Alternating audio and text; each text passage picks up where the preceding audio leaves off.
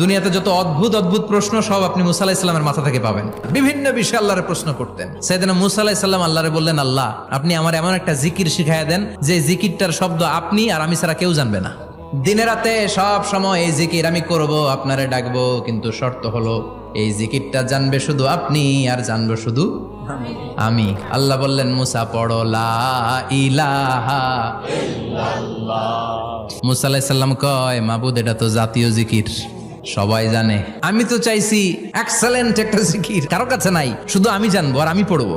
আল্লাহ বললেন, মুসা এই লা ইলাহাকে যদি এক পাল্লায় রেখে দাও, তাম বিশ্ব, 7 আকাশ 7 জমিনটারে তুলে যদি তুমি আরেক পাল্লায় রেখে দাও, লা রাজাহাত কাফাতু লা ইলাহা ইল্লাল্লাহ, মুহূর্তের মধ্যে লা ইলাহার পাল্লা ভারী হয়ে যাবে।